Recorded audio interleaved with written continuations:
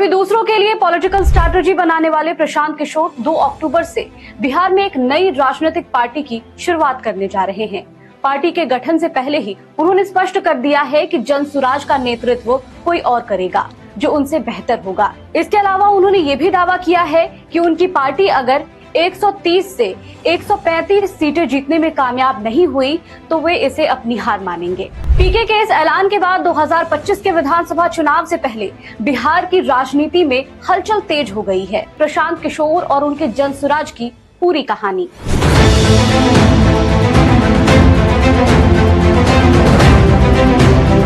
प्रशांत किशोर का जन्म बिहार के बक्सर में हुआ। उनकी मां गृहिणी है, जबकि पिता सरकारी डॉक्टर थे। पत्नी का नाम जानवी दास है, वो गुवाहाटी में डॉक्टर हैं। प्रशांत की शुरुआती पढ़ाई बिहार से ही हुई है। बाद में उन्होंने हैदराबाद के तकनीकी संस्थान से डिग्री हासिल की और यूनिसेफ के हेल्थ प्रोग्राम से जुड़ गए। 2010 में पीके वापस इंडिया लौटे और गुजरात के तत्कालीन सीएम नरेंद्र मोदी के साथ जुड़ गए। उन्होंने वाइब्रेंट गुजरात कैंपेन को चलाया जो बेहद सफल रहा। नरेंद्र मोदी ने एक बार फिर पीके पर भरोसा जताया और बीजेपी की ओर से पीएम फेस बनने के बाद उन्होंने राजनीतिक कैंपेन चलाने की जिम्मेदारी दी। नरेंद्र मोदी के चुनाव जीतते ही प्रशांत किशोर को देश भर में पहचान मिली। हालांकि यहाँ से दोनों के रास्ते अलग हो गए और प्रशांत बिहार आ गए। यहाँ उन्होंने अपनी कंपनी आई-पैक के जरिए नीतीश कुमार के लिए जनसंपर्क अभियान चलाया और प्रदेश में महागठबंधन की सरकार बनी। सब कुछ ठीक चल रहा था, लेकिन सीएए और एनआरसी के मुद्दे पर वे जेडीयू से अलग हो गए। इसके बाद उन्होंने ममता बनर्जी, अरविंद केजरीवाल और एमके स्टालिन जैसे नेताओं को सीएम बनवाया। अब प्रशांत किशोर 3500 किलोमीटर की पदयात्रा करके नई पार्टी का ऐलान करने जा रहे हैं। ऐसे में जनसुराज की राजनीतिक विजन के बारे में हमने उनकी प्रवक्ता सदव इकबाल से जाना। हमारा उद्देश्य है बिहार की तरक्की, बिहार को बदहाली से निकालना और ये जो जाति की जो राजनीति है इसको तोड़ना।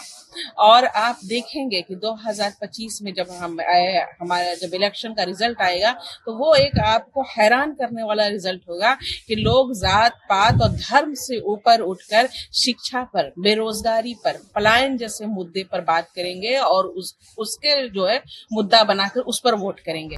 अपनी यात्रा के दौरान पीके कहते रहे कि उनकी पार्टी में पारदर्शिता रहेगी, महिलाओं के लिए 40% सीटें आरक्षित रहेंगी, साथ ही जनसंख्या के आधार पर उम्मीदवार उतारे जाएंगे। इसके लिए उन्होंने तैयारी भी कर ली है। 25 सदस्यीय संचालन समिति बनाई गई है। ब्लॉक और जिला स्तर पर भी कमेटी बनाई गई है। लेकिन क्या वो इसके जरिए बिहार की राजनीति में कोई नया आयाम लिख पाएंगे?